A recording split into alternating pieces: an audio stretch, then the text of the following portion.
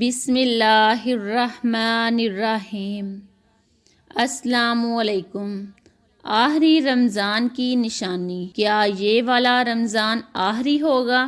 جاننے کے لیے ویڈیو کو آخر تک ضرور دیکھیے گا۔ رسول اللہ صلی اللہ علیہ وآلہ وسلم نے اپنی امت کو آنے والے ہر قسم کے فتنوں کے بارے میں نہ صرف خبردار کیا بلکہ مستقبل میں رونما ہونے والے اہم واقعات کے بارے میں بھی آگاہ کیا، خاص کر ظہور امام مہدی اور خروج دجال سے متعلق واقعات کو تفصیلاً بیان کیا ہے، یہاں تک کہ حق و باطل کے ان دونوں اماموں کے ظہور و خروج سے ماقبل کے حالات کو قدر تفصیل سے بیان کیا اور کچھ نشانیاں خصوصی طور سے بیان کی تاکہ کسی ان پڑھ جاہل مسلمان کو بھی حق و باطل کی پہچان میں کسی قسم کا شک و شبہ نہ رہے۔ اسی طرح حضرت امام مہدی کے ظہور سے متعلق بیان کی گئی احادیث کے بارے میں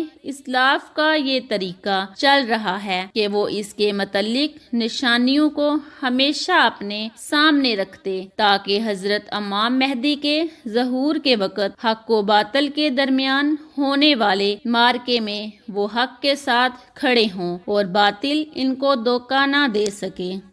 حضرت امام مہدی کے ظہور سے قبل قریب ترین نشانیوں میں سے ایک نشانی رمضان المبارک میں ایک زوردار آواز سنائی دینا ہے، چاہے وہ چیخ کی صورت میں ہو یا دھماکے کی صورت میں۔ نصف رمضان کی رات یعنی 15ویں شب کو ہوگا اور وہ جمعہ کی شب ہو۔ اسی طرح اس رمضان میں سورج گرہن کا ہونا، آسمان پر ستون کی مانند کسی چیز کا روشن ہونا اور سب سے بڑھ کر اس رمضان میں ملک شام میں صفیانی کی جانب سے مسلمانوں کا قتل عام کرنا وغیرہ۔ رسول اللہ صلی اللہ علیہ وآلہ وسلم نے فرمایا، رمضان میں ایک زبردست آواز آئے گی۔ صحابہ کرام رضوان اللہ علیہ اجمعین نے پوچھا، یا رسول اللہ صلی اللہ علیہ وآلہ وسلم، آواز رمضان کے اول میں ہوگی، درمیان میں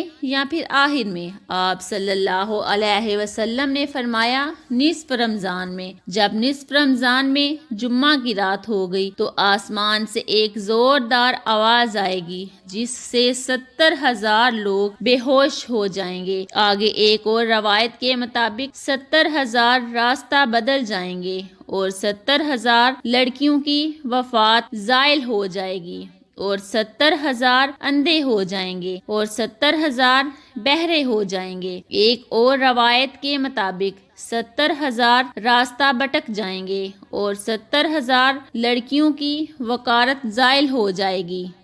صحابہ کرام رضی اللہ تعالی عنہ نے دریافت کیا، یا رسول اللہ صلی اللہ علیہ وسلم، تو آپ کی امت میں سے اس آواز سے کون محافظ رہے گا؟ رسول اللہ صلی اللہ علیہ وسلم نے فرمایا، جو اس وقت اپنے گھروں میں رہے اور سجدوں میں گر کر پناہ مانگے اور زور زور سے تکبیر کہے گا۔ پھر اس کے بعد ایک اور آواز آئے گی۔ پہلی آواز حضرت جبرائیل علیہ السلام کی ہوگی اور دوسری آواز شیطان کی ہوگی۔ پھر فرمایا کہ واقعات کی ترتیب یہ ہوگی کہ آواز رمضان میں ہوگی، دراصل جنگ کی گنگرج یا شور شرابہ ہوگا جو کہ شوال کے مہینے میں ہوگی اور ذی القعدہ میں قبائل عرب بغاوت کرے گی اور ذو الحجہ میں حاجیوں کو لوٹا جائے گا۔ رہا محرم کا مہینہ، محرم کا ابتدائی حصہ میری امت کے لیے آزمائش ہے، اس کا آخری حصہ میری امت کے لیے نجات ہے۔ اس دن وہ سواری بما کجاوے کے جس پر سوار ہو کر مسلمان نجات پائے گا، اس کے لیے 1,00,000 سے زیادہ قیمت والے اس مکان سے بہتر ہوگی جہاں کھیل و تفریح کا سامان ہوگا۔ رسول اللہ صلی اللہ علیہ وآلہ وسلم نے فرمایا، رمضان میں ایک آواز سنائی دے گی، شوال میں شور شرابہ ہوگا اور ذی القعدہ میں قبائل کی باہمی کشمکش اس سال حاجیوں کو لوٹا جائے گا اور منع میں بڑا کشت و خون ہوگا جس سے لوگ قتل کیے جائیں گے۔ وہاں اس وقت خون ریزی ہوگی جبکہ وہ جمرہ عقبہ میں ہوں گے، اور محرم میں ایک ندا دینے والا آسمان سے ندا دے گا کہ جان لو یہ مہدی اللہ کا خلیفہ ہے، اس کی سنو اور اطاعت کرو۔ حضرت عبداللہ ابن مسعود رضی اللہ عنہ سے روایت ہے کہ رسول اللہ صلی اللہ علیہ وآلہ وسلم نے فرمایا، رمضان میں چیخ سنائی دے گی تو شوال میں شور شبہ ہوگا، اور ذی القعدہ میں قبائل کی بغاوت ہو، اور ذو الحجہ میں خون، اور محرم کا مہینہ تو کیا ہی مہینہ۔ ہم نے پوچھا کہ یا رسول اللہ صلی اللہ علیہ وآلہ وسلم یہ چیز کیسی ہوگی؟ آپ صلی اللہ علیہ وآلہ وسلم نے فرمایا، 15 رمضان المبارک جمعہ کی رات کو دھماکہ ہوگا جو سونے والے کو بیدار کرے گا، کھڑے ہونے والوں کو بٹھا دے گا۔ شریف زادیاں اپنی خلوت گاہوں سے جمعہ کی رات کو نکل آئیں گی۔ اس سال زلزلے کثرت سے آئیں گے۔ جب تم جمعہ کے دن فجر کی نماز پڑھ لو تو اپنے اپنے گھر میں داخل ہو کر دروازے اور کھڑکیاں بند کر لینا، اور اپنی چادر اوڑھ لینا، اپنے کان بند کر لینا، اور جب تمہیں چیخ کا احساس ہو تو اللہ کے سامنے سجدہ ریز ہو جانا، اور یہ پڑھنا کہ پاک ہے وہ ذات جو نقائص سے پاک ہے، تو جو ایسا کرے گا وہ نجات پائے گا، اور جو ایسا نہیں کرے گا وہ ہلاک ہو جائے گا۔ محمد بن علی رحمۃ اللہ تعالیٰ علیہ کا قول ہے، 2 نشانیاں ہیں جو زمین و آسمان کی تخلیق سے لے کر آج تک نظر نہیں آئی۔ پہلی رمضان المبارک کی رات چاند گرہن لگے گا، اور دوسری 15 رمضان کو سورج گرہن لگے گا۔ جب سے اللہ نے زمین و آسمان کو پیدا کیا ایسا نہیں ہوا۔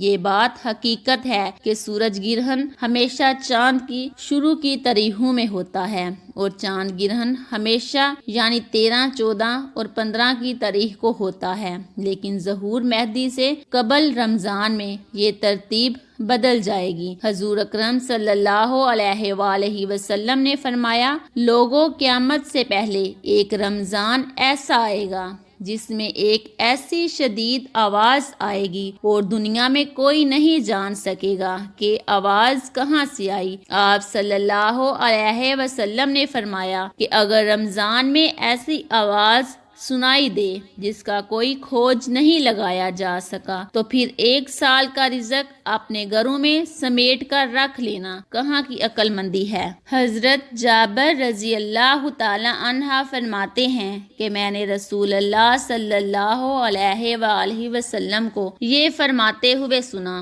کہ میری امت میں ایک جماعت یوم قیامت تک سر بلندی کے ساتھ حق کے لیے برسر پیکار رہے گی۔ اس سے معلوم ہوتا ہے کہ مومنین کی ایک ایسی جماعت قیامت کے دن تک زندہ رہے گی، مگر مندرجہ ذیل احادیث طیبہ میں صراحت ہے کہ قیامت سے پہلے تمام مومنین کو موت آ جائے گی اور قیامت کے دن کوئی مومن زندہ نہ ہوگا۔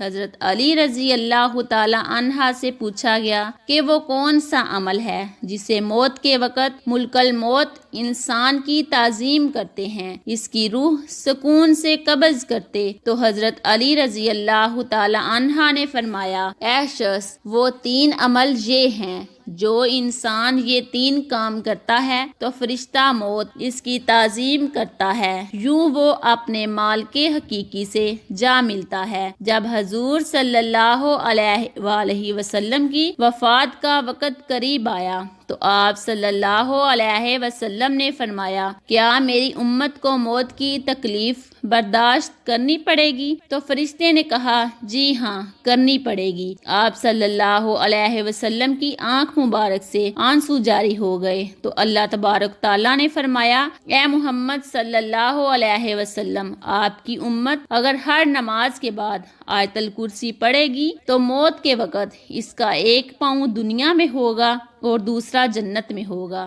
حضرت سیدنا ابو امامہ رضی اللہ تعالی عنہ فرماتے ہیں کہ رسول اللہ صلی اللہ علیہ وآلہ وسلم نے فرمایا، جو شخص ہر فرض نماز کے بعد آیت الکرسی پڑھے تو اس کو جنت میں داخل ہونے سے موت کے سوا کوئی چیز نہیں روک سکتی۔ ام المومنین سیدہ عائشہ صدیقہ رضی اللہ تعالی عنہا فرماتی ہیں کہ میں نے نبی کریم صلی اللہ علیہ وآلہ وسلم کو دیکھا کہ جب آپ صلی اللہ علیہ وسلم سکرات الموت میں مبتلا تھے تو آپ علیہ الصلوۃ والسلام کے پاس پانی کا پیالہ رکھا تھا جس میں پانی تھا، اپنا ہاتھ ڈبوتے اپنے چہرے مبارک پر پھیرتے اور یوں فرماتے، اے اللہ موت کی سختی دور کرنے کے ساتھ میری مدد فرما۔ اللہ رب العزت ہمیں بھی موت کی سختی سے محفوظ فرمائے، آمین۔